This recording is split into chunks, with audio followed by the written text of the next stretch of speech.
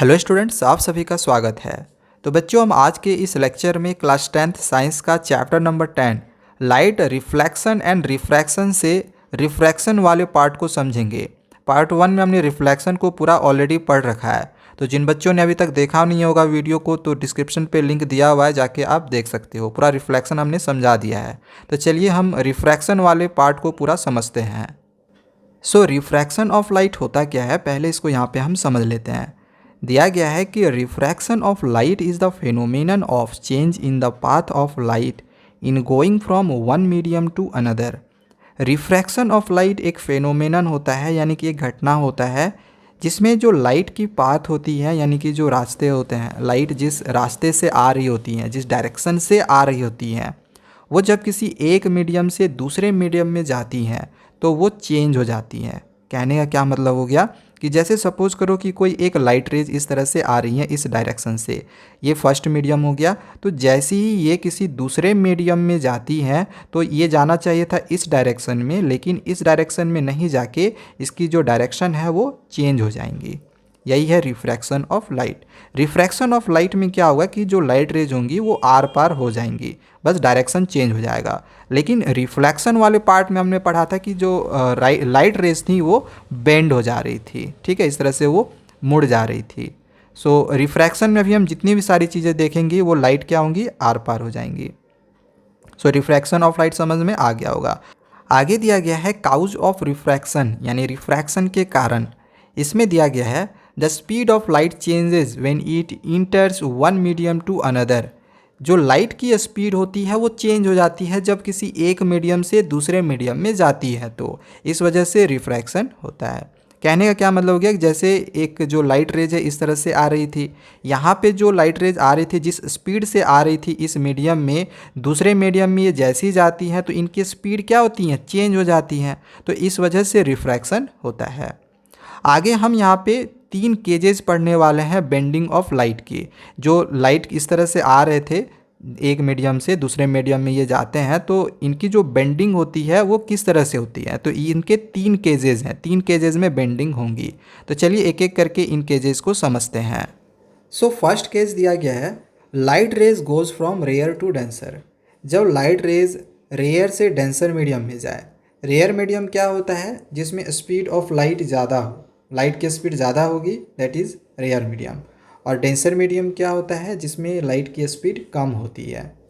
सो इसमें दिया है कि जब लाइट रेज रेयर से डेंसर मीडियम में जाती है तो वो नॉर्मल की तरफ मुड़ जाती है। कहने का मतलब क्या हो गया, इसको हम इस फिगर में अच्छे से समझते हैं। जैसे ये लाइट रेज है कुछ इस तरह से आ रही है, ये एयर यहाँ पे एक मीडियम है जिसको हम रेयर मीडियम कहेंगे, यहाँ स्पीड ऑफ लाइट ज़्यादा होगी।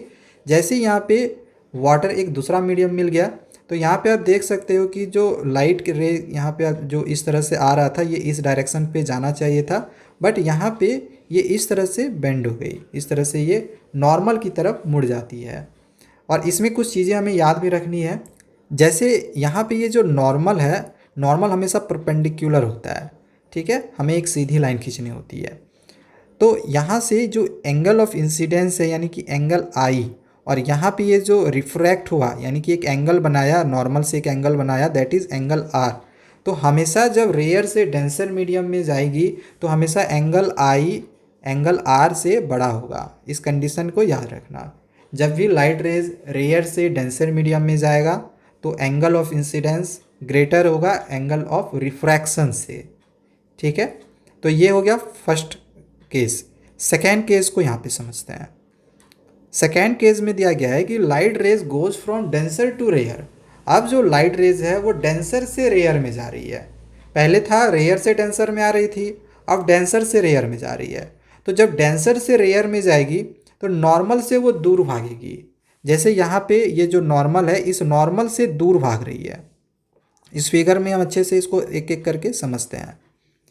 जैसे यहाँ पे जो लाइट रेज है कुछ इस तरह से जा रही थी, ये इसको इस तरह से जाना चाहिए था, बट ये नॉर्मल की तरफ नहीं मुड़ रही है, नॉर्मल से दूर जा रही है। देखो नॉर्मल से दूर जा रही है, अगर नॉर्मल की तरफ मुड़ती तो ऐसे मुड़ती, अगर लाइट रेज रेयर से डेंसर में आती तो कुछ इस तरह से मुड़ती। लेकिन जब ये डेंसर से रेयर में जा रहा है तो यहाँ पे जो रिफ्रैक्शन होगा, रिफ्रैक्शन होने की वजह से जो लाइट रेज हैं वो नॉर्मल से दूर जाती हैं। ठीक है, जब डेंसर से रेयर जाएगा तो नॉर्मल से दूर भागेगा। अब यहाँ पे जो ये एंगल ऑफ इंसिडेंस था और यहाँ पे ये जो एंगल ऑफ रिफ्रैक्शन था, तो इसमें एंगल आर का वैल्यू ज़्यादा होगा, एंगल आर का वैल्यू एंगल आई से ज़्यादा होगा क्योंकि इसकी रिफ्लेक्शन ज़्यादा हो रही है। समझ में आ गया? तो ये दो केसेस हो गए। चलो नेक्स्ट थर्ड केस को देखते हैं। थर्ड केस में दिया गया है नो बेंडिंग, यानी कि कोई भी बेंडिंग नहीं होगा जब लाइट रेज नॉर्मल इंसिडेंस से होके पास होंगी। कहने का मतलब क्या हो गया कि इस फिगर में यहाँ पे देखो, हमने यहाँ पे एक नॉर्मल बनाया और इसी के ऊपर से रे ऑफ लाइट आ रहा है, एकदम परपेंडिकुलर आ रहा है, तो इसमें कोई भी बेंडिंग नहीं होगा। ठीक है, जब भी लाइट रेज नॉर्मल के ऊपर से आती हैं तो कोई भी बेंडिंग नहीं होता है। इसमें एंगल ऑफ इंसिडेंस यानी एंगल आई का भी वैल्यू जीरो और एंगल आर का भी वैल्यू जीरो। ठीक है, तो नॉर्मल इंसिडेंस में नो बेंडिंग ऑफ लाइट। ठीक है, तीन केसेस हमने समझ लिए। अब कुछ एग्जाम्पल्स हम देख लेते हैं, कुछ हमारे डेली लाइफ एग्जाम्पल से ये रिलेटेड है रिफ्रैक्शन से। फर्स्ट में दिया गया है कि lemon placed in glass tumbler appears bigger. जब हम नींबू को किसी ग्लास के टम्बलर में यानी किसी कांच के ग्लास में अगर हम डालते हैं तो वो हमें बड़ा दिखता है। इस फिगर में आप देखो, आपने ऐसा महसूस किया होगा कई बार कि एक कांच का ग्लास है, उसमें अगर नींबू को अगर आप डाल दो तो वो हमें बड़ा दिखता है। ठीक है, तो यहाँ पे रिफ्रैक्शन ही हुआ है, तो ये एक एग्जाम्पल हो गया रिफ्रैक्शन का। सेकेंड में दिया गया है the bottom of swimming pool appears higher. कई बार आपने ऐसा देखा होगा स्विमिंग पूल में भी कि जब आप स्विमिंग पूल के पास खड़े होकर अगर उसको आप देखोगे तो अगर अंदर का सरफेस दिखाई दे रहा है स्विमिंग पूल में, अगर वाटर पूरा क्लियर है, तो जो स्विमिंग पूल का जो नीचे वाला सरफेस होगा वो थोड़ा सा ऊपर हायर की तरफ दिखेगा, थोड़ा ऊपर की तरफ दिखेगा। ठीक है, तो यहाँ पे एक डेली लाइफ का एग्जांपल हो गया रिफ्रैक्शन से रिलेटेड। थर्ड में है letters of a book appears to be raised when see through a glass slab. जब किसी एक ग्लास स्लैब से हम बुक में लिखे हुए किसी लेटर को देखते हैं तो वो लेटर भी हमें बड़ा दिखाई देता है। तो ये भी एक डेली लाइफ एग्जांपल है रिफ्रैक्शन का। ओके, सो यहाँ पे अभी हमने जो ग्लास स्लैब के बारे में पढ़ा, इसी को आगे हम और डिटेल में पढ़ने जा रहे हैं। Refraction through glass slab. Glass slab में लाइट रेज का रिफ्रैक्शन किस तरह से होता है, तो चलिए इसको समझते हैं। सो सपोज करो यहाँ पे हमने एक ग्लास स्लैब लिया हुआ है, इसके अंदर का ये वाला जो एरिया है ये डेंसर मीडियम होगा, ये वाला रेयर मीडियम है, यहाँ तक हमें पता है। अब सपोज करो कि एक रे ऑफ लाइट कुछ इस तरह से आई, तो ऊपर में अभी हमने क्या पढ़ा कि जब भी लाइट रे रेयर मीडियम से डेंसर मीडियम में जाती है तो वो नॉर्मल की तरफ बेंड हो जाती है। तो यहाँ पे हमने एक नॉर्मल बना लिया, ये लाइट रे क्या हुआ नॉर्मल की तरफ इस तरह से ये बेंड होके यहाँ तक आएगा क्योंकि डेंसर मीडियम यहाँ तक था। देन यहाँ पे अब जैसे ये लाइट रे आई है तो अब डेंसर मीडियम से फिर से ये रेयर मीडियम में जाएगा। तो फिर जब डेंसर से रेयर मीडियम में जाता है, जब डेंसर से रेयर मीडियम में जाता है लाइट रेज, तो नॉर्मल से दूर भागेगा, नॉर्मल से दूर भागेगा। तो यहाँ से हमें फिर एक नॉर्मल बनाना पड़ेगा। अब ये नॉर्मल से देखो दूर भाग गया। देखो ये वाला रे अगर इस तरह से बेंड नहीं होता तो ये जो इंसिडेंट रे है कुछ इस तरह से आता। तो ये जो इंसिडेंट रे होता है और यहाँ से ये वाला जो एक रे आपको लाइट रे दिखाई दे रहा है, इस लाइट रे को हम कहते हैं इमर्जेंट रे। और यहाँ पे जो ये एक एंगल बना रहा है, इस एंगल को हम कहते हैं एंगल ऑफ इमरजेंस, ई से डिनोट करते हैं। तो ये जो इमरजेंट रे होता है और ये जो इंसिडेंट रे है ये हमेशा पैरेलल होगा ग्लास स्लैब में। ओके, और इन दोनों के बीच का जो डिस्टेंस होता है उसको हम कहते हैं लेटरल डिस्प्लेसमेंट। अब ये किन चीज़ों पे डिपेंड होता है तो आगे हम इसके बारे में जानेंगे। इसी चीज़ को हमने यहाँ पे इस डायग्राम में भी समझाया हुआ है। देखो लाइट रेज ऐसे आया, देन यहाँ पे नॉर्मल की तरफ बेंड हो गया, यहाँ तक ये इस तरह से आया, फिर ये डेंसर मीडियम से रेयर मीडियम में जा रहा है तो नॉर्मल से दूर भाग गया। तो ये वाला जो रे है इसको हम इमरजेंट रे कहेंगे। देन ये वाला देखो ये एंगल ऑफ इमरजेंस हो गया, ये वाला जो लाइन था ये इंसिडेंट रे था, और यहाँ से यहाँ तक का जो डिस्टेंस है वो लेटरल डिस्प्लेसमेंट है जिसको हम डी से डिनोट कर सकते हैं। ठीक है, तो यही जो चीज़ अभी आपको मैंने बताई यहाँ पे इस फिगर में दिया हुआ है। अब यहाँ पे हम समझ लेते हैं कि जो लेटरल डिस्प्लेसमेंट है वो किस पे डिपेंड करता है। तो फर्स्ट में दिया गया है thickness of glass slab. Glass slab का कितना थिकनेस है, यानी कि ये कितनी मोटी है या फिर कितनी पतली है, उस पर डिपेंड करेगा लेटरल डिस्प्लेसमेंट। अगर जो थिकनेस है वो ज़्यादा रहा, यानी कि वो मोटी रही, तो लेटरल डिस्प्लेसमेंट ज़्यादा होगा, यानी कि जो यहाँ पे जो इसकी दूरी थी वो ज़्यादा होगी, डिस्टेंस ज़्यादा होगा। अगर थिकनेस कम होगा तो लेटरल डिस्प्लेसमेंट भी कम होगा। ठीक है, तो ये फर्स्ट हो गया। सेकेंड में दिया गया है refractive index of glass slab. Refractive index के बारे में हम आगे पढ़ेंगे। यहाँ पे बस आप ये समझ लो कि जो रिफ्रैक्टिव इंडेक्स होता है ग्लास स्लैब का, अगर वो बढ़ता है यानी कि ज़्यादा होता है तो लेटरल डिस्प्लेसमेंट भी ज़्यादा होगा। रिफ्रैक्टिव इंडेक्स को हम एन से डिनोट करते हैं। तो रिफ्रैक्टिव इंडेक्स अगर बढ़ेगा तो लेटरल डिस्प्लेसमेंट भी बढ़ेगा। थर्ड में एक और पॉइंट दिया गया है wave length of glass slab. Wave length को हम लैम्बडा से डिनोट करते हैं इस तरह से। तो अगर वेव लेंथ बढ़ता है तो लेटरल डिस्प्लेसमेंट कम हो जाता है। और एक चीज़ और हमने यहाँ पे इंपॉर्टेंट चीज़ लिख दिया है, जो कि आई के चैप्टर में आप पढ़ोगे human I and colourful world में, कि वायलेट कलर में सबसे कम वेवलेंथ होता है, इस वजह से उसमें सबसे ज़्यादा लेटरल डिस्प्लेसमेंट होगा। और जिसमें ज़्यादा वेवलेंथ होगा उसमें लेटरल डिस्प्लेसमेंट सबसे कम होगा। ठीक है, यहाँ तक अभी तक समझ में आ गया होगा कि लेटरल डिस्प्लेसमेंट किस पर डिपेंड करता है। तो थिकनेस पे डिपेंड करेगा, रिफ्रैक्टिव इंडेक्स पे डिपेंड करेगा और वेवलेंथ पे डिपेंड करता है। यहाँ पे ये जो लिखा हुआ है कि ग्लास स्लैब में इंसिडेंट रे और इमर्जेंट रे पैरेलल होता है, ये तो आपको मैंने पहले ही बता दिया है। ठीक है, तो ग्लास स्लैब के बारे में आप लोगों को समझ में आ गया होगा। आगे अब हम पढ़ने जा रहे हैं refraction through glass prism. Glass prism के बारे में पढ़ेंगे।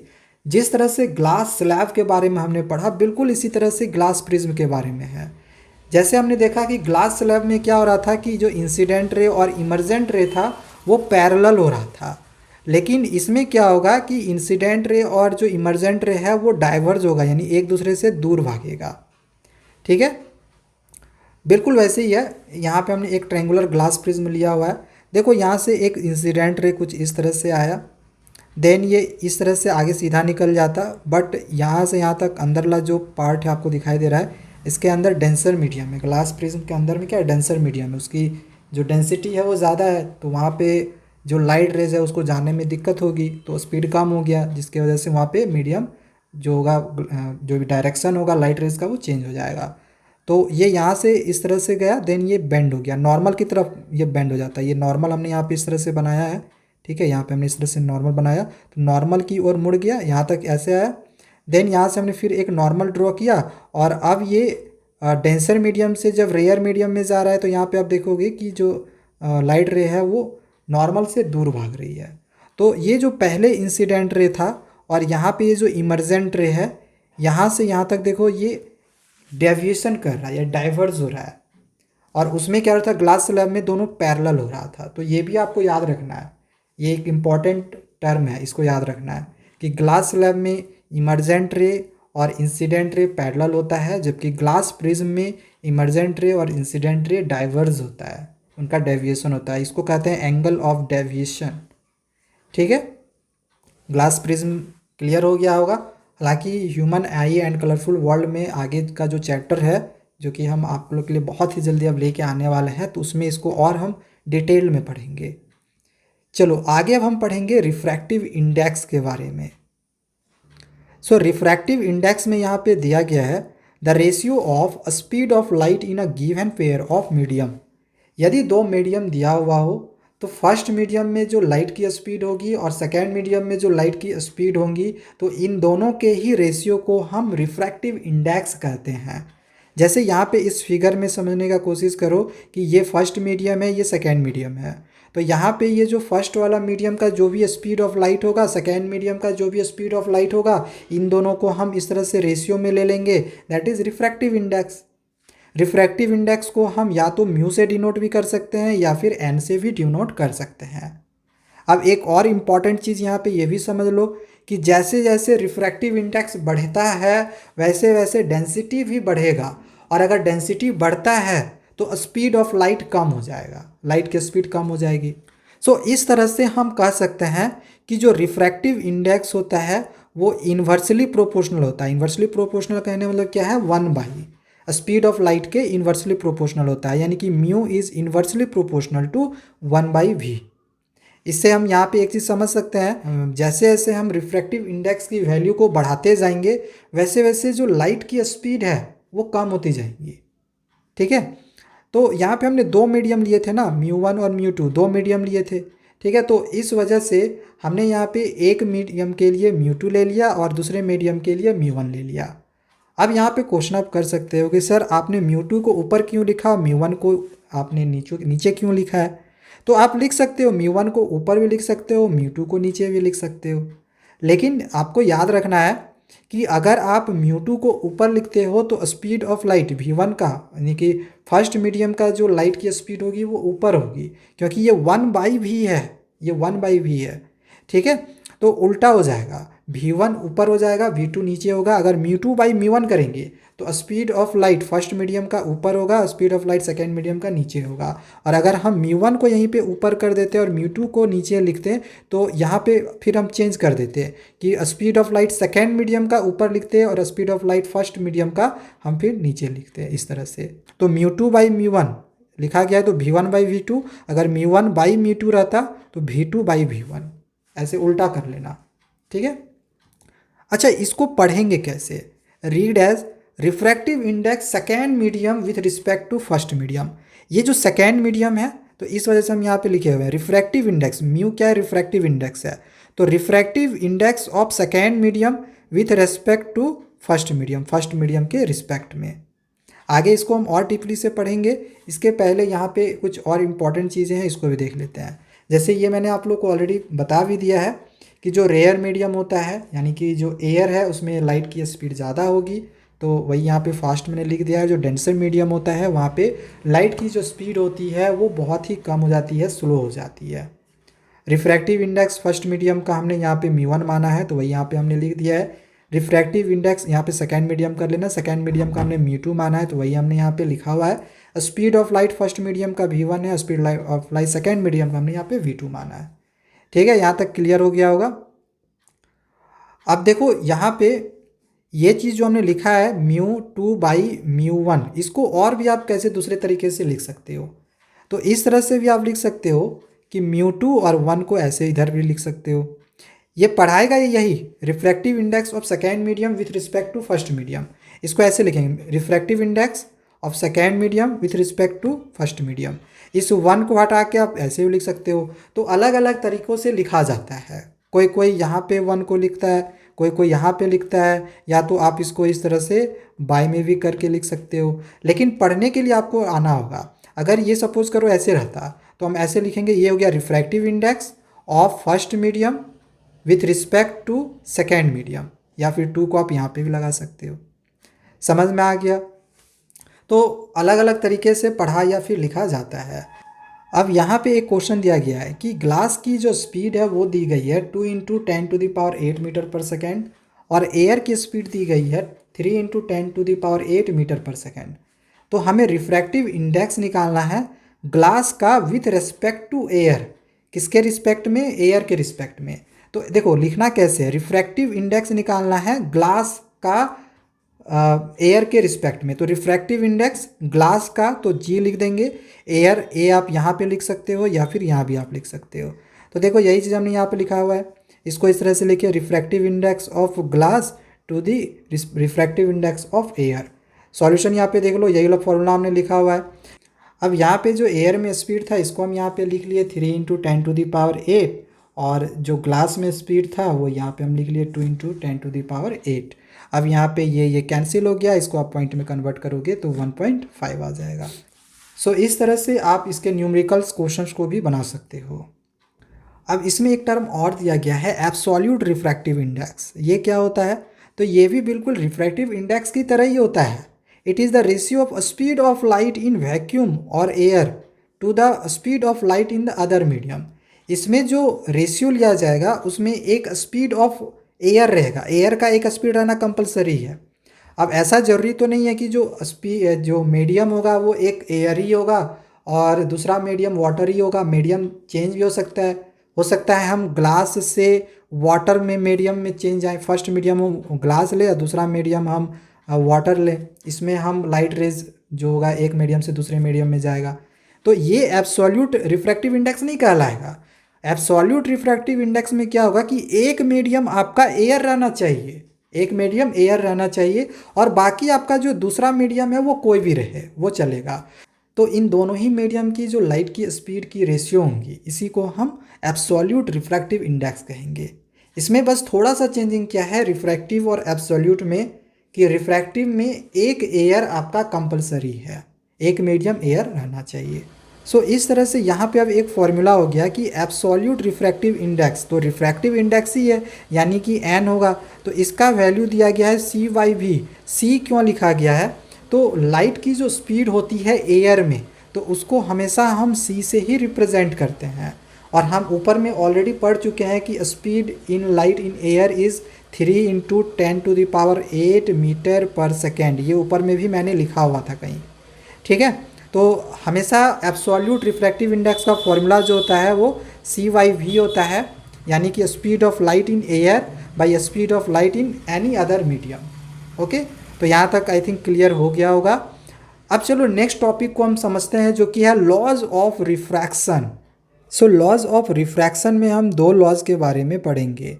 फर्स्ट लॉज दिया गया है the incident ray, the refracted ray and the normal to the interface of two transparent media at the point of incidence all lie on the same plane. ये बिल्कुल law of reflection की तरह है कि जो इंसिडेंट रे है, जो refracted रे है और जो नॉर्मल है, ये तीनों ही एक ही प्लेन में लाइज होगा। इस फिगर में आप देख सकते हो, ये जो ग्रीन कलर में आप लोग को दिखाई दे रहा है, यहाँ पे आप देख रहे होगे कि ये एक ही प्लेन में ये लाइज हो रहा है, ठीक है। तो ये लॉज नंबर 1 हो गया रिफ्रैक्शन का। सेकेंड लॉज में यहाँ पे दिया गया है स्नेल्स लॉ। स्नेल्स लॉ क्या होता है, तो लिखा गया है the ratio of sine of angle of incidence to the sine of angle of refraction is constant for a given pair of medium. So इसका मतलब क्या हो गया कि ऊपर में अभी हमने क्या पढ़ा कि जो लाइट रेज होती है जब रेयर मीडियम से डेंसर मीडियम में जाती है तो नॉर्मल की तरफ वो मुड़ जाती हैं। तो सपोज़ करो कि यहाँ पे हमने एक मीडियम ले लिया, मीडियम 1, और ये है मीडियम 2, ये है रेयर मीडियम, ये है डेंसर मीडियम। तो रेयर मीडियम से जब ये डेंसर मीडियम में ये लाइट रेज आया तो ये नॉर्मल की तरफ मुड़ गया। यहाँ पर भी सेम वही चीज़ हुआ है कि ये भी रेयर मीडियम से डेंसर मीडियम में आया तो ये भी नॉर्मल की तरफ मुड़ गया। लेकिन दोनों में क्या डिफरेंसेस है वो आप लोग को यहाँ पे दिखाई दे रहा होगा कि जो एंगल ऑफ इंसिडेंस है ये यहाँ पे डिफरेंट हमने लिया हुआ है। तो इस तरह से आप कितना भी एंगल ऑफ यहाँ पे इंसिडेंस ले आओ, तो जो एंगल ऑफ इंसिडेंस होगा और जो एंगल ऑफ रिफ्लेक्शन होगा वो डिफरेंट हम ले सकते हैं। तो एंगल ऑफ इंसिडेंस आप अलग अलग ले सकते हो, लेकिन एक ऐसा वैल्यू है जो कभी भी चेंज नहीं होता है, और वो वैल्यू क्या है, तो sine i by sine are.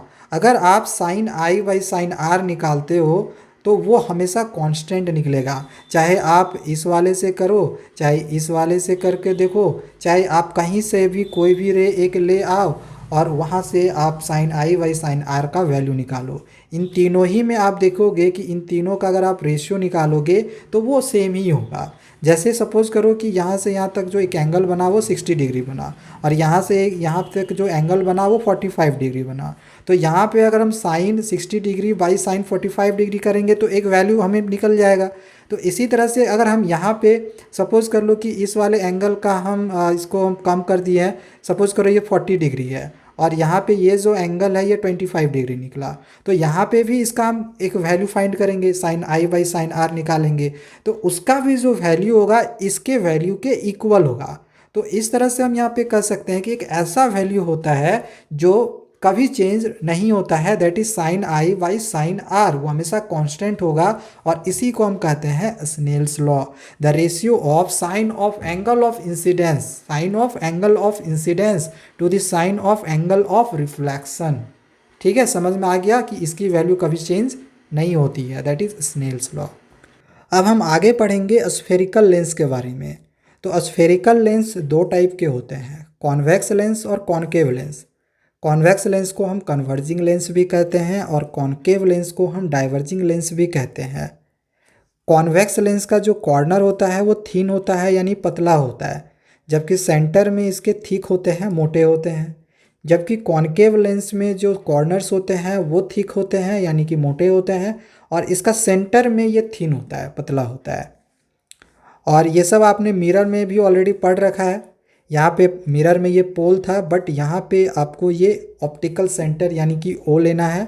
बाकी यहाँ पे ये F1 हो जाएगा, ये C1 के जगह पे बहुत कोई 2F1 भी लिखता है।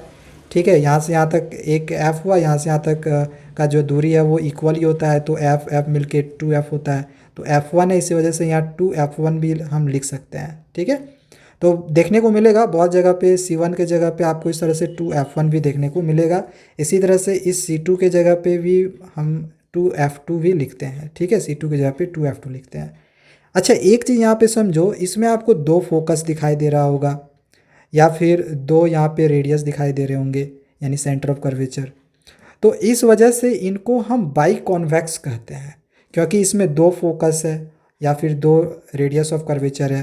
ठीक, एक इधर से भी है और इधर से भी है। ठीक है, इस वजह से इनको बाई कॉन्वेक्स कहते हैं। इसी तरह से इनको बाई कॉन्केव भी कहा जाता है, बाई कॉन्केव लेंस। ठीक है,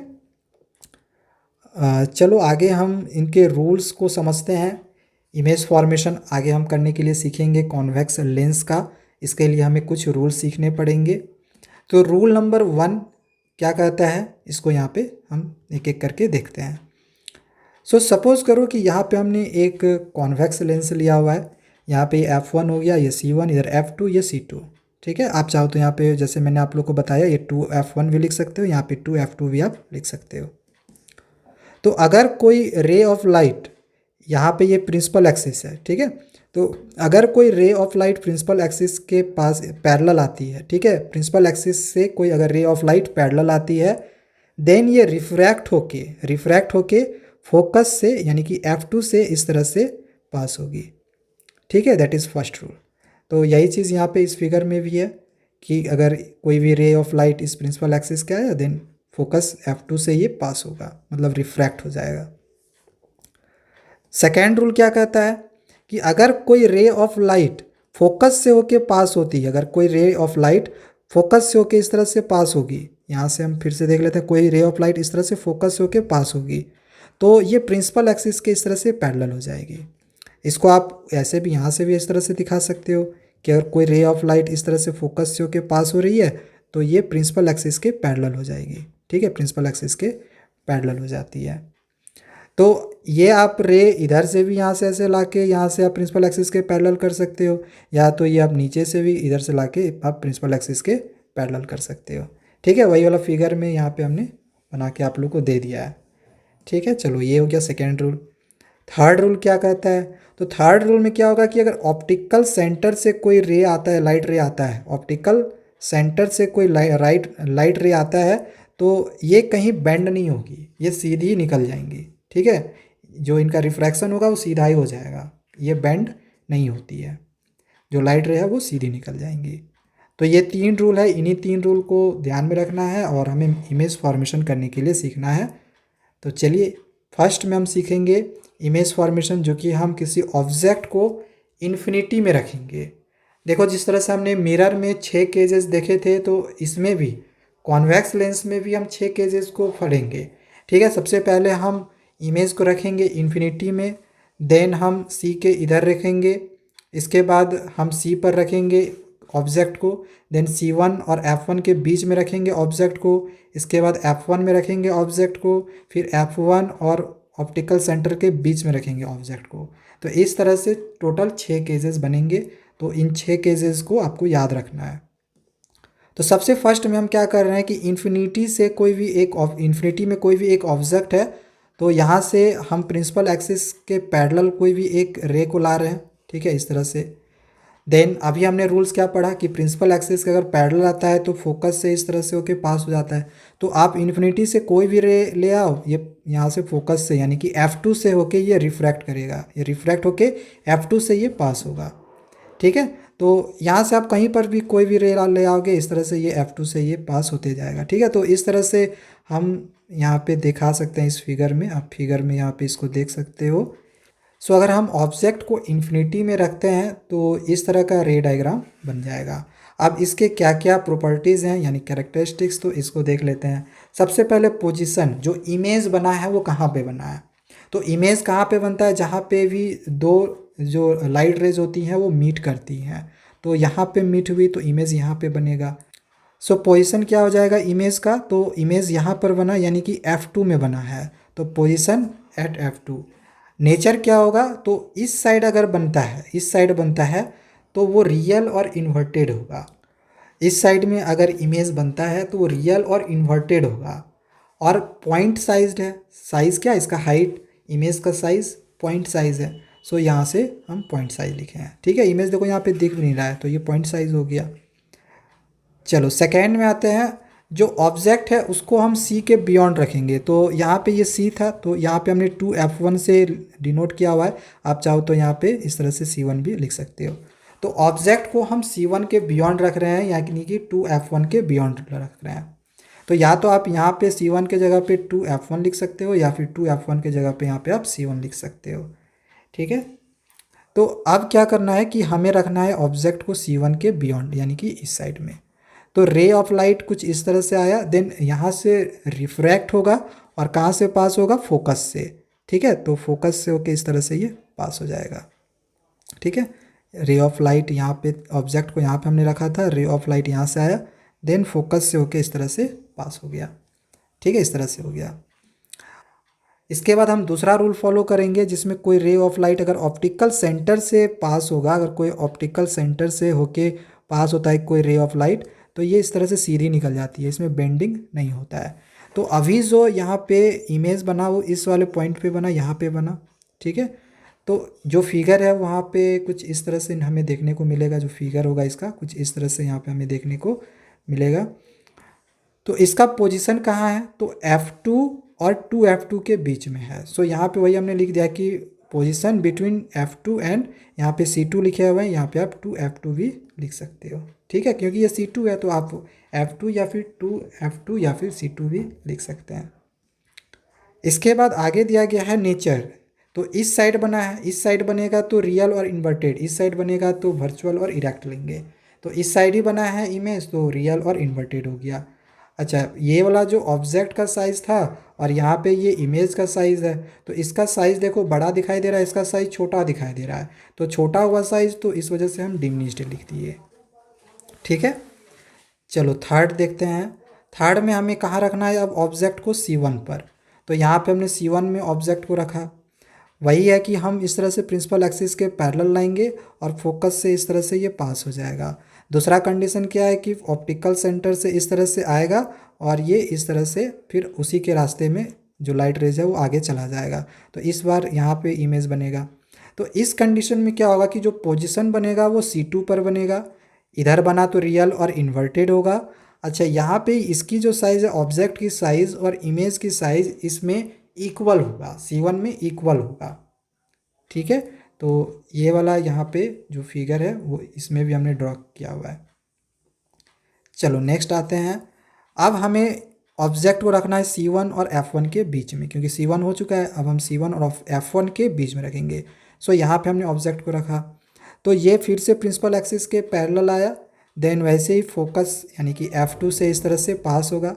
अब ऑप्टिकल सेंटर से इस तरह से आएगा, देन इधर से इसको फिर से कर लेते हैं, ऑप्टिकल सेंटर के से ये पूरा आगे निकल जाएगा। तो इस बार क्या होगा, जो रे मिलेगा वो C2 के इधर मिलेगा। ठीक है, इस साइड में C2 के इस साइड में रे मिलेगा, जैसे इस फिगर में यहाँ पे क्लियरली किया गया है। ठीक है, तो यहाँ पे आप देख सकते हो कि जो इमेज बना है वो यहाँ पे मीट हुआ है, तो यहाँ पे इमेज बना। अब इसमें देखो तो जो पोजीशन है वो क्या होगा, तो ये C2 था यानी कि इसको हम 2F2 लिख सकते हैं। तो बियॉन्ड C2 के इधर बना है तो बियॉन्ड C2 लिख लिए। अच्छा, ये रियल और इन्वर्टेड है। यहाँ पे देखो ऑब्जेक्ट अब दिखाई दे रहा है कि एरो की जो डायरेक्शन है वो ऊपर की तरफ है, लेकिन इसमें एरो की डायरेक्शन नीचे की तरफ है, तो इन्वर्टेड है। तो इन्वर्टेड होगा तो रियल होगा, रियल इन्वर्टेड हमेशा साथ में चलेगा। अच्छा, इसमें अगर आप एक चीज़ देखो तो ऑब्जेक्ट का जो यहाँ पे साइज़ है छोटा है और यहाँ पे जो ऑब्जेक्ट का साइज़ है वो बड़ा है। सो इस वजह से इसमें जो हाइट होगा यानी जो साइज़ होगा इमेज का, हमें यहाँ पे कैरेक्टरिस्टिक्स किसका लिखना है, इमेज का लिखना है। तो इमेज का साइज़ बड़ा हुआ यानी कि हाइट जो है इमेज की बढ़ी है, सो हम यहाँ पे इनलार्ज लिख दिए क्योंकि बड़ा है ऑब्जेक्ट से। फिफ्थ में अब हम F1 के पास यहाँ पे रखेंगे ऑब्जेक्ट को, F1 के पास ऑब्जेक्ट को अब हम F1 के पास रखेंगे। तो रूल वैसी ही है, प्रिंसिपल एक्सिस के पैरेलल लाना है, देन F1 से इस तरह से पास करना है, एंड देन ऑप्टिकल सेंटर से एक जाएगा और उसी के रास्ते ये सीधे चला जाएगा। तो इस कंडीशन पे आप देखोगे कि ये जो दोनों ही यहाँ पे हमने जो भी लाइट रेज लाए हैं ये दोनों आपस में इधर नहीं टकराएंगे, ये बहुत दूर जाके टकराएंगे, ये एक दूसरे से बहुत दूर जाके ये मीट करेंगे। सो पोजीशन इसका क्या हो जाएगा, एट इन्फिनिटी, बहुत दूर जाके ये मिलेंगे। और इधर बन रहा है तो वही रियल और इन्वर्टेड ही होगा, और साइज़ क्या होगा, बहुत बड़ा है, यानी कि हाईली इनलार्ज्ड। ठीक है, अब चलो एक लास्ट केस को देखते हैं, जो कि अब हम रखेंगे ऑब्जेक्ट को F1 और ये ऑप्टिकल सेंटर के बीच में, F1 और ऑप्टिकल सेंटर के बीच में। तो रूल वही हम लोग का है, रूल वैसे ही हम लोग फॉलो करेंगे कि इस तरह से हम प्रिंसिपल एक्सिस के पैरेलल लाएंगे, देन फोकस से पास होगा। ठीक है, यहाँ से ये फोकस से पास हो गया। इसके बाद फिर हम ऑप्टिकल सेंटर से इस तरह से रेज ऑफ लाइट लाएं, इस तरह से। देन अब क्या होगा कि ये आपस में कहीं मिलेंगे नहीं, ये अपना इधर की ओर बढ़ता जाएगा, ये अपना इधर की ओर मिलता जाएगा। सो इस तरह से यहाँ पे अब महसूस होगा कि ये जो F2 है, अगर हम इस तरह से प्रोड्यूस करेंगे तो जो यहाँ पे इमेज बनेगा वो C1 और F1 के बीच में इस तरह से मिलेगा। ठीक है, तो अब जो इमेज बना, पोजीशन कहाँ पे बना इसका, देखो C1 और F1 के बीच में। तो इसका प्रॉपर्टीज़ हम यहाँ पे लिख देंगे, same side of the lens, एक तो ये हो जाएगा same side of the lens, lens के एक ही साइड में बना और C1 और F1 के बीच में बना, आप ऐसे भी लिख सकते हो। दूसरा दिया गया है नेचर, तो इस साइड बना है तो वर्चुअल और इरेक्ट होगा। एंड देन हाइट का अगर हम बात करें तो यहाँ पे आप देख ही सकते हो कि इसकी जो हाइट है छोटी है और इमेज की जो हाइट है वो बड़ी है, यानी कि जो है इनलार्ज्ड होगी। सो यहाँ पे हमने इमेज फॉर्मेशन जो था वो एक एक करके तीनों का समझ लिया है। अब आगे हम यहाँ पे यूजेस को देखेंगे, कॉन्वेक्स लेंस के क्या क्या यूजेज हैं। सो यूजेज में फर्स्ट नंबर में दिया गया है कि convex lenses are used in microscope and magnifying glasses to converge all the light rays to a specific point. Convex lenses का यूज़ किया जाता है माइक्रोस्कोप्स में या फिर मैग्नीफाइंग ग्लासेस में, ताकि जो लाइट रेज हैं उनको किसी एक स्पेसिफिक पॉइंट पे लाया जा सके। जैसे कि यहाँ पे आप इस फिगर में देख रहे होगे कि यहाँ पे ये जो लाइट रेज है उनको एक स्पेसिफिक पॉइंट में लाने के लिए कॉन्वेक्स लेंस का इसमें यूज़ किया गया है, जो कि एक मैग्नीफाइंग ग्लास है। सेकेंड यूज्ड दिया गया है कि they are used to make telescope. Telescope बनता है तो वहाँ पर भी कॉन्वेक्स लेंस का यूज़ किया जाता है। नेक्स्ट आगे दिया गया है कि they are used in cameras as they focus light rays for a clear image. Convex lens का यूज़ कैमराज में भी किया जाता है ताकि जो लाइट रेज है उनको फोकस किया जा सके और एक क्लियर इमेज मिल सके। एंड नेक्स्ट फोर्थ नंबर दिया गया है कि convex lens are used in spectacles, यानी कि चश्मों में कॉन्वेक्स लेंस का यूज़ किया जाता है ताकि जिनको भी सामने देखने में प्रॉब्लम होती है तो वो अच्छे से देख सके। फार साइटेडनेस को हम लोग हाइपरमेट्रोपिया कहते हैं, इसको हम आगे और अच्छे से दूसरे चैप्टर, जो कि अगला चैप्टर हम लोग का है human I and colourful world, तो उसमें हम ज़्यादा अच्छे से और डिटेल में इसको पढ़ेंगे। यदि किसी को सामने से साफ दिखाई नहीं दे रहा है, यानी कि धुंधला सा दिखाई दे रहा है, तो उनके चश्मे में कॉन्वेक्स लेंस लगाया जाता है। ठीक है, इसको याद रखना। जैसे यहाँ पे एक एग्जांपल भी आप देख सकते हो कि यहाँ पे देखो सामने से ये साफ दिखाई नहीं दे रहा है, हालांकि वो दूर अच्छे से वो देख सकता है, दूर से उसको अच्छे से, दूर वाली चीज़ें अगर किसी को अगर अच्छे से दिखाई दे रहा है बट सामने से अच्छा उसको दिखाई नहीं दे रहा है, दैट मीन्स कि उनके चश्मे में उनको चश्मा लगाने की ज़रूरत पड़ेगी और उनके चश्मे में कॉन्वेक्स लेंस लगाया जाएगा ताकि वो सामने की चीज़ों को भी साफ से वो देख सके। तो ये यूजेस थे कॉन्वेक्स लेंस के।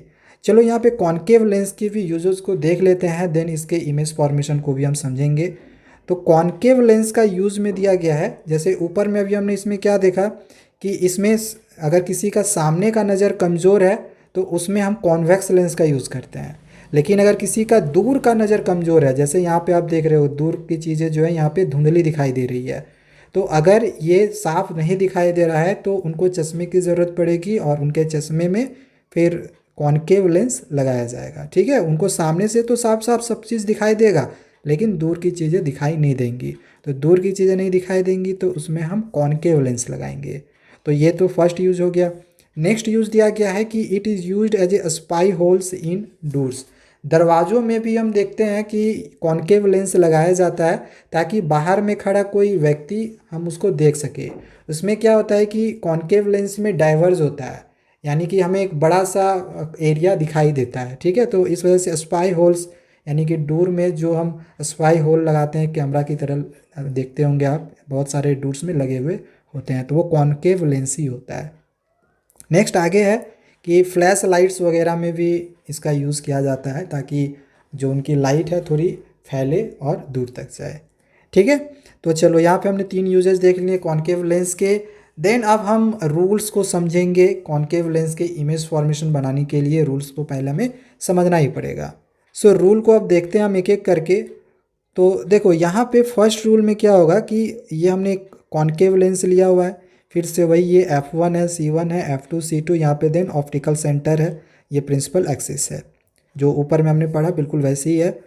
तो अब सपोज करो कि कोई एक रे ऑफ लाइट इस तरह से प्रिंसिपल एक्सिस के इस तरह से पैरेलल आती है, रे ऑफ लाइट इस तरह से पैरेलल आई। देन अब ये क्या होगा कि यहाँ से ये इस तरह से डाइवर्ज हो जाएगा, इस तरह से ये डाइवर्ज हो जाएगा। अब अगर इस पोजीशन से कोई यहाँ से अगर देखे तो उसको दिखाई देगा कि ये जो रे ऑफ लाइट है वो F1 से होके इस तरह से पास हो रही है। सो यही वाला फिगर आप यहाँ पे देख सकते हो। ठीक है, सबसे पहले क्या हुआ कि प्रिंसिपल एक्सिस के पैरेलल एक रे ऑफ लाइट आया, देन यहाँ से ये डाइवर्ज हो गया और यहाँ से देखने से ये ऐसा महसूस होगा कि फोकस से वो F1 से होके वो पास हो रहा है। इसके बाद आगे सेकेंड रूल दिया गया है कि अगर कोई रे ऑफ लाइट F2 की तरफ आ रहा है तो F2 के पास जाने से पहले ये प्रिंसिपल एक्सिस के पैरेलल हो जाएगा इस तरह से। ठीक है, यहाँ पे प्रिंसिपल एक्सिस के पैरेलल हो जाएगा, लेकिन ये F2 की तरफ पास हो रहा था तो हम इस तरह से दिखा देंगे। इस डायग्राम को आप इस तरह से भी दिखा सकते हो कि अगर कोई रे ऑफ लाइट इस तरह से F2 की तरफ आ रहा था देन ये प्रिंसिपल एक्सिस के पैरेलल हो जाता है, लेकिन हाँ यहाँ से F2 की तरफ इस तरह से ये पास होगा। ठीक है, ये सेकेंड रूल था। थर्ड रूल क्या है, तो बिल्कुल जिस तरह से अभी हमने कॉन्वेक्स लेंस में देखा वैसे ही है कि ऑप्टिकल सेंटर से अगर कोई रे ऑफ लाइट आ रहा है देन ये बेंड नहीं होगा, सीधा ही जो भी रे ऑफ लाइट है वो आगे चला जाएगा। ठीक है, तो 3 रूल है। अब आगे इसके हम इमेज फॉर्मेशन को समझते हैं। कॉन्वेक्स लेंस में केवल हमें 2 ही इमेज फॉर्मेशन करना है। एक में हम ऑब्जेक्ट को रखेंगे इन्फिनिटी के पास और सेकेंड में हम ऑब्जेक्ट को इन्फिनिटी और ऑप्टिकल सेंटर के बीच में कहीं पर भी रख देंगे, हो जाएगा। ठीक है, 2 ही हमें इमेज फॉर्मेशन करना है। सो रूल नंबर 1 जो अभी हमने सीखा कि ऑब्जेक्ट को अगर हम इन्फिनिटी के पास रखते हैं तो ये प्रिंसिपल एक्सिस के पैरेलल आता है, देन यहाँ से ये डाइवर्ज हो जाएगा और ऐसा महसूस होगा कि ये F1 से होके इस तरह से पास हो रहा है। ठीक है, तो ये पहला वाला हुआ। दूसरा में अगर हम यहाँ पे अगर रे ऑफ लाइट यहाँ से लाएं इन्फिनिटी से, फिर से हम यहाँ पे एक रे ऑफ लाइट लाएं तो यहाँ से अब इधर की ओर डाइवर्ज हो जाएगा, लेकिन ये फोकस यानी कि F1 से होके कुछ इस तरह से ये पास होगा। आप कहीं इन्फिनिटी से कहीं पर भी इस तरह से लाओगे तो यहाँ डाइवर्ज होके ये फोकस से होके इस तरह से गुजरेगा ही, पास होगा ही। ठीक है, तो जो हमारी इमेज बन रही है वो इस वाले पॉइंट पे बन रही है। ठीक है, यहाँ से भी आप देख लो इस पॉइंट में जो है इमेज बन रही है। तो अगर हम इमेज का पोजीशन का बात करें तो कहाँ बना, तो F1 में बना। इस साइड बनेगा तो वर्चुअल और इरेक्ट होगा, तो हमने यहाँ पे नेचर लिख दिया वर्चुअल और इरेक्ट। साइज़ कैसा है, तो एकदम पॉइंट साइज़ है, बहुत छोटा है तो पॉइंट साइज़ हो गया। हाइट या फिर size of the image, point size. Second में हम रखेंगे ऑब्जेक्ट को इन्फिनिटी और ऑप्टिकल सेंटर के बीच में, कहीं पर भी आप रख सकते हो। आप C1 में रख सकते हो, यहाँ पर रख सकते हो, F1 में रख सकते हो, कहीं पर भी आप ऑब्जेक्ट को रख सकते हो। तो इस बार जो ऑब्जेक्ट को हम रख रहे हैं यहाँ पे रख रहे हैं। ठीक है, इन्फिनिटी और ऑप्टिकल सेंटर यानी कि O के यहाँ पे बीच में। तो रूल वैसे ही हम फॉलो करेंगे, प्रिंसिपल एक्सिस के पैरेलल लाएं, देन यहाँ से ये डाइवर्ज हो जाएगा, लेकिन F1 से होके यहाँ पे इस तरह से ये पास होते हुए यहाँ से दिखाई देगा। ठीक है, सेकेंड रूल में हम इस ऑप्टिकल सेंटर से एक रे ऑफ लाइट लाएंगे। ठीक है, इस तरह से रे ऑफ लाइट लाएं तो इस बार आप देखोगे कि जो इमेज बना वो यहाँ पर बना है। तो पोजीशन कहाँ पे होगा, बिटवीन F1 एंड O। देखो F1 और O के बीच में यहाँ पे इमेज बन रहा है, तो बिटवीन पोजीशन हो गया F1 एंड O यानी कि ऑप्टिकल सेंटर। नेचर का बात करें तो इधर बना है यानी कि वर्चुअल एंड इरेक्ट। हाइट कैसा है, तो इमेज को देखो छोटा है। ठीक है, यहाँ पे देखो ऑब्जेक्ट का हाइट और यहाँ देखो इमेज का हाइट, तो ऑब्जेक्ट का हाइट से छोटा है तो डिमिनिश्ड हुआ है, तो हाइट ऑफ द ऑब्जेक्ट क्या हो गया, डिमिनिश्ड हो गया। अब दिया गया है साइन कन्वेंशन जो कि न्यूमेरिकल्स के लिए बहुत ही ज़्यादा इंपॉर्टेंट है। स्फेरिकल मिरर दिया गया है, इसमें आप लेंस कर दें, ठीक है, लेंस का हमें साइन कन्वेंशन सीखना है। तो ये जो साइन कन्वेंशन है स्फेरिकल लेंस का, ये बिल्कुल स्फेरिकल मिरर्स की तरह है। तो अगर वहाँ पे अगर आपने समझा हुआ है तो इसमें आपको ज़्यादा प्रॉब्लम नहीं होगा, ठीक है।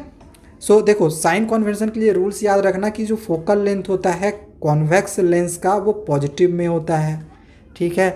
कॉनकेव लेंस का जो फोकल लेंथ हम लेते हैं वो हमेशा नेगेटिव में लेते हैं। ऑब्जेक्ट डिस्टेंस हमेशा नेगेटिव में होगा, चाहे वो मिरर हो, चाहे लेंस हो, चाहे कॉन्वेक्स हो, चाहे कॉनकेव हो। Object distance is always negative. यहाँ पे आप देख सकते हो कि यहाँ पे जो एक्स एक्सिस है इधर की ओर नेगेटिव में होता है, तो इस वजह से जो ऑब्जेक्ट डिस्टेंस हम लेते हैं वो नेगेटिव में हमेशा लेते हैं। यू का वैल्यू हमेशा आप नेगेटिव में ले लेना। अब इमेज डिस्टेंस का बात करें तो कॉनकेव लेंस में नेगेटिव में हमेशा होगा, इसको ध्यान में रखना। कॉनकेव लेंस में नेगेटिव में इमेज डिस्टेंस होगा क्योंकि इधर बनता है, ठीक है। कॉनकेव लेंस में जो भी इमेज बनता है इधर बनता है, इस वजह से दोनों नेगेटिव में होता है। अगर हम ऑब्जेक्ट का हाइट का बात करें तो ये हमेशा पॉजिटिव में होगा क्योंकि ऑब्जेक्ट की हाइट इस तरह से वाई एक्सिस की तरफ होती है, ऊपर की तरफ, तो ये पॉजिटिव में होगा। नीचे की तरफ रहता है जैसे इमेज का जो हाइट होगा अगर नीचे की तरफ बना है तो नेगेटिव में लेंगे, ऊपर की तरफ बना है इमेज तो पॉजिटिव लेंगे। समझ में आ गया। तो साइन कन्वेंशन का ये सब रूल बस याद रखना, बाकी न्यूमेरिकल के लिए हम दूसरे वीडियोज़ में भी आप लोग को समझा देंगे किस तरह से हमें न्यूमेरिकल्स करने हैं। आगे अगर हम लेंस फार्मूला का बात करें तो लेंस फार्मूला क्या होता है, 1/f is equal to 1/v minus 1/u। F क्या है, फोकल लेंथ, भी क्या है, इमेज डिस्टेंस, यू क्या है, ऑब्जेक्ट डिस्टेंस। इसमें एक और फार्मूला में याद रखना है, r is equal to 2f। R क्या है, रेडियस ऑफ कर्वेचर। कभी कभी क्या होता है कि क्वेश्चन में रेडियस ऑफ कर्वेचर r का वैल्यू दिया हुआ रहता है, वहाँ से हमें पहले f निकालना रहता है, तो यहाँ से हम f का वैल्यू भी निकाल सकते हैं r/2, ठीक है। तो इस फार्मूला का भी हमें यूज़ करने के लिए कभी कभी एग्जामिनेशंस में आते हैं, ठीक है। लेंस फार्मूला समझ में आ गया। आ जाते हैं मैग्नीफिकेशन में। सो मैग्नीफिकेशन में दो फार्मूला में याद रखना है, एक तो m is equal to HI/HO होता है, यानी height of the image by height of the object, और m का एक और फार्मूला होता है V/U, ठीक है।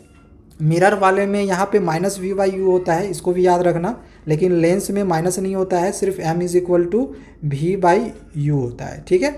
तो m का इसमें दो फार्मूला हमने देखा, इस वजह से हमने दोनों को इस तरह से इक्वल कर दिया है, ये तीनों आपस में इक्वल होंगे। ओके, समझ में आ गया होगा।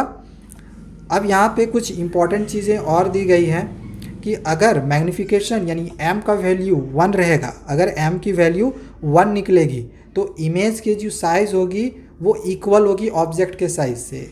अगर ऑब्जेक्ट की साइज़ मान के चलो 5 सेंटीमीटर है तो इमेज की भी जो साइज़ होगी वो 5 ही सेंटीमीटर होगी, ठीक है। m का वैल्यू 1 आया तो इमेज की साइज़ इक्वल होगी ऑब्जेक्ट के साइज़ से। लेकिन अगर m की वैल्यू 1 से बड़ी आ जाए, जैसे 2 आ जाए, तो ये मैग्नीफाइड होगा, यानी कि जो इमेज होगी वो ऑब्जेक्ट से बड़ी बनेगी, ठीक है। लेकिन वहीं अगर m की वैल्यू 1 से छोटी आ जाए, छोटी कहने का मतलब जैसे 0.1 आ जाए या फिर 0.02 आ जाए, 0.5 आ जाए, तब इमेज क्या होगा, छोटा बनेगा, ऑब्जेक्ट से छोटा बनेगा इमेज। लेकिन अगर नेगेटिव में m का वैल्यू आए, जैसे m का वैल्यू -2 आए, तब क्या होगा, तो m की वैल्यू यहाँ पे हम देखेंगे नेगेटिव पॉजिटिव से मतलब नहीं है, नेगेटिव ओनली इंडिकेट कि ये रियल है और इन्वर्टेड है, और पॉजिटिव इंडिकेट करेगा कि ये वर्चुअल और इरेक्ट है। हमें बस यहाँ पे देखना है कि ये जो वैल्यू आई है ये 1 से बड़ी है कि नहीं है। तो 1 से बड़ी है तो वो मैग्नीफाइड होगा, यानी कि इमेज बड़ी होगी ऑब्जेक्ट से, ठीक है। और नेगेटिव साइड सिर्फ इंडिकेट करेगा कि वो रियल है और इन्वर्टेड है, और पॉजिटिव साइन इंडिकेट करेगा कि वो वर्चुअल है और इरेक्ट है। समझ में आ गया। चलो आगे एक लास्ट टॉपिक हम लोग का बच गया, जो कि है पावर ऑफ लेंस, इसको भी समझ लेते हैं। सो पावर ऑफ लेंस में दिया गया है कि ability of a lens to converge और diverge light rays is called power of lens. Power of lens का एक एबिलिटी होता है जो कि लाइट रेज को कन्वर्ज या फिर डाइवर्ज कर सकता है। और इसमें एक इम्पॉर्टेंट चीज़ क्या है, इसका जो फॉर्मूला है यह है कि पावर ऑफ लेंस रेसिप्रोकल होता है फोकल लेंथ का, और फोकल लेंथ को हमें मीटर में लेना है। So power of lens is the reciprocal of focal length. ध्यान में रखना इसको कि फोकल लेंथ का जो भी हम वैल्यू लेंगे वो मीटर में लेंगे। अगर क्वेश्चन में सेंटीमीटर में दिया हुआ हो तो पहले उसको मीटर में कन्वर्ट करना है, वरना फिर गलत हो जाएगा। ठीक है। और पावर ऑफ लेंस को हम रिप्रेजेंट करते हैं P से, और इसकी SI यूनिट होती है डायोप्टर, जिसको हम D से डिनोट करते हैं। SI यूनिट भी याद रखना है, पावर का डायोप्टर। तो इस तरह से यहाँ पे फॉर्मूला हम लिख सकते हैं कि पावर ऑफ लेंस का रेसिप्रोकल होता है, फोकल लेंथ का रेसिप्रोकल होता है। तो फोकल लेंथ का रेसिप्रोकल 1/f कर देंगे। जैसे f का रेसिप्रोकल कितना होगा 1/f, तो वही चीज़ है, पावर ऑफ लेंस का फॉर्मूला निकल गया P = 1/f। Okay, 1 focal length. Focal length हमेशा मीटर में, सेंटीमीटर में रहेगा, मीटर में कन्वर्ट करेंगे। ठीक है। अब क्वेश्चन बनाने के लिए कुछ इंपॉर्टेंट चीज़ें कि पावर ऑफ लेंस अगर कॉन्वेक्स लेंस दिया हुआ हो, जिसको हम कन्वर्जिंग लेंस भी कहते हैं, तो जो पावर ऑफ लेंस लेंगे वो हम पॉजिटिव में लेंगे। ठीक है। पावर ऑफ लेंस जो होता है कॉन्वेक्स लेंस में पॉजिटिव होता है, यानी कि फोकल लेंथ का जो भी वैल्यू रहेगा वो हम पॉजिटिव में ले लेंगे। वहीं अगर हम power of lens concave lens का बात करें तो इसमें नेगेटिव होता है हमेशा, कॉन्केव लेंस यानी कि डाइवर्जिंग। ठीक है। चलो नेक्स्ट आगे हम देखते हैं। एक लास्ट यहाँ पे चीज़ दिया गया है कि अगर पावर ऑफ लेंस किसी ऑप्टिकल इंस्ट्रूमेंट में बहुत ज़्यादा होगा, एक से ज़्यादा होगा, तो जो नेट पावर होगा वो P = P1 + P2 + P3, मतलब जितने भी पावर ऑफ लेंस होंगे उन सब को हम प्लस करेंगे, यानी उन सब के पावर को प्लस करेंगे। तो इस तरह से ये चैप्टर हम लोग का आज यहाँ पे कंप्लीट हो जाता है। आप सभी को एग्जामिनेशंस के लिए बेस्ट ऑफ लक। अच्छे से अपने एग्जामिनेशंस की तैयारी करें। दूसरे वीडियोस में हम आगे के भी चैप्टर्स को इसी तरह से समझेंगे। आगे आप लोग को मैं जो भी न्यूमेरिकल्स हैं उसके भी ट्रिक्स बता दूंगा, जिससे कि आप न्यूमेरिकल्स को आसानी से बना सकते हो। तो चैनल को सब्सक्राइब करके रखिए। Thank you.